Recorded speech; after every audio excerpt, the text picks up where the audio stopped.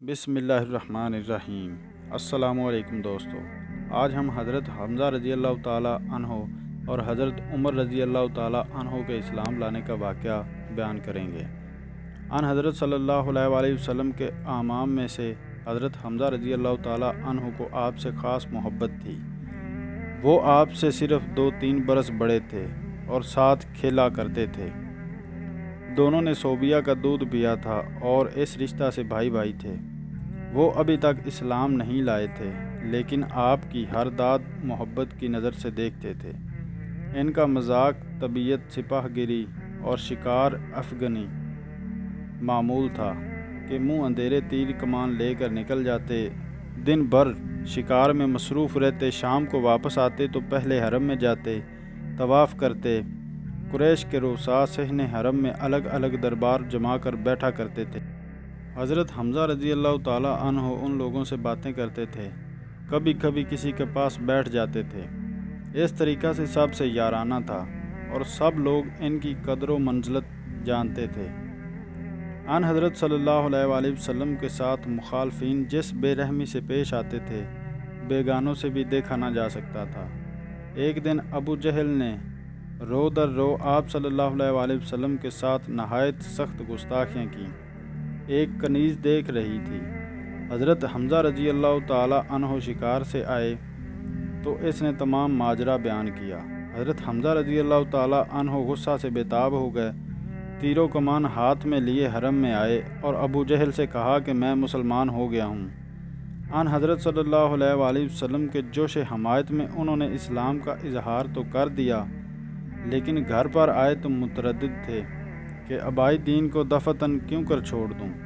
تمام دن سوچتے رہے، بالآخر غور و فکر کے بعد یہ فیصلہ کیا کہ دین حق ہی یہ صحیح ہے۔ 4 روز کے بعد حضرت عمر رضی اللہ تعالیٰ عنہ بھی اسلام لائے۔ حضرت عمر رضی اللہ تعالیٰ عنہ کا 27واں سال تھا کہ آفتاب رسالت طلوع ہوا، یعنی رسول اللہ صلی اللہ علیہ وآلہ وسلم مبعوث ہوئے۔ حضرت عمر رضی اللہ تعالیٰ عنہ کے گھرانے میں زید رضی اللہ تعالیٰ عنہ کی وجہ سے توحید کی آواز نامانوس نہیں رہی تھی۔ چنانچہ سب سے پہلے زید رضی اللہ تعالیٰ عنہ کے بیٹے سعید رضی اللہ تعالیٰ عنہ اسلام لائے۔ حضرت سعید رضی اللہ تعالیٰ عنہ کا نکاح حضرت عمر رضی اللہ تعالیٰ عنہ کی بہن فاطمہ رضی اللہ تعالیٰ عنہ سے ہوا تھا۔ اس تعلق سے فاطمہ رضی اللہ تعالیٰ عنہ بھی مسلمان ہو گئی۔ اسی خاندان میں ایک اور معزز شخص نعیم بن عبداللہ رضی اللہ تعالیٰ عنہ نے بھی اسلام قبول کر لیا تھا، لیکن حضرت عمر رضی اللہ تعالیٰ عنہ ابھی تک اسلام لانے سے بیگانہ تھے۔ ان کے کانوں میں جب یہ صدا پہنچی تو سخت برہم ہوئے، یہاں تک کہ قبیلہ میں جو لوگ اسلام لا چکے تھے ان کے دشمن بن گئے۔ لبنیہ رضی اللہ تعالیٰ عنہ ان کے خاندان کی ایک کنیز تھی جس نے اسلام قبول کر لیا تھا۔ اس کو بے تحاشا مارتے اور مارتے مارتے تھک جاتے تو کہتے کہ میں دم لے لوں تو پھر ماروں گا۔ لبنیہ رضی اللہ تعالیٰ عنہ کے سوا اور جس پر قابو چلتا تھا زد و کوب سے دریغ نہیں کرتے تھے، لیکن اسلام کا نشہ ایسا تھا کہ جس کو چڑھ جاتا تھا اترتا نہ تھا۔ ان تمام سختیوں پر ایک شخص کو بھی وہ اسلام سے بدل نہ سکے۔ آخر مجبور ہو کر نعوذ باللہ خود ذات نبی صلی اللہ علیہ وآلہ وسلم کے قتل کا ارادہ کیا۔ تلوار کمر سے لگا کر سیدھے رسول اللہ صلی اللہ علیہ وآلہ وسلم کی طرف چلے۔ کارکنان قضا نے کہا، راہ میں اتفاقاً نعیم بن عبداللہ رضی اللہ تعالیٰ عنہ مل گیا۔ ان کے تیور دیکھ کر پوچھا، خیر ہے؟ بولے کہ محمد صلی اللہ علیہ وآلہ وسلم کا فیصلہ کرنے جاتا ہوں۔ انہوں نے کہا، پہلے اپنے گھر کی خبر لو، خود تمہارے بہن اور بھائی اور بہنوئی اسلام لا چکے ہیں۔ فوراً پلٹے اور بہن کے ہاں پہنچے۔ وہ قرآن پڑھ رہی تھی، ان کی آہٹ پا کر چپ ہو گئیں اور قرآن کے اجزاء چھپا لیے، لیکن آواز ان کے کانوں میں پڑ چکی تھی۔ بہن سے پوچھا، یہ کیا آواز تھی؟ بولی، کچھ نہیں۔ انہوں نے کہا کہ میں سن چکا ہوں تم دونوں مرتد ہو گئے ہو۔ یہ کہہ کر بہنوئی سے دست و گریباں ہوئے، اور جب ان کی بہن بچانے کو آئی تو ان کی بھی خبر لی، یہاں تک کہ ان کا جسم لہو لہان ہو گیا۔ لیکن اسلام کی محبت سے اس سے بالا تر تھی۔ بولی کہ عمر جو بن آئے کرو، لیکن اسلام اب دل سے نہیں نکل سکتا۔ ان الفاظ نے حضرت عمر رضی اللہ تعالیٰ عنہ کے دل پر خاص اثر کیا۔ بہن کی طرف محبت کی نگاہ سے دیکھا، ان کے جسم سے خون جاری تھا۔ دیکھ کر اور بھی رقت ہوئی۔ فرمایا تم لوگ جو پڑھ رہے تھے مجھ کو بھی سناؤ۔ فاطمہ رضی اللہ تعالیٰ عنہ نے قرآن کے اجزاء لا کر سامنے رکھ دیے۔ اٹھا کر دیکھا تو یہ سورہ لکھی تھی، جس کا ترجمہ یہ ہے: زمین اور آسمان میں جو کچھ ہے خدا کی تسبیح پڑھتا ہے، اور خدا ہی غالب اور حکمت والا ہے۔ ایک ایک لفظ پر ان کا دل مرعوب ہوا جاتا تھا، یہاں تک کہ جب اس آیت پر پہنچے خدا پر اور اس کے رسول پر ایمان لاؤ، تو بے اختیار پکار اٹھے: میں گواہی دیتا ہوں کہ خدا کے سوا کوئی خدا نہیں، اور یہ کہ محمد صلی اللہ علیہ وآلہ وسلم خدا کے پیغمبر ہیں۔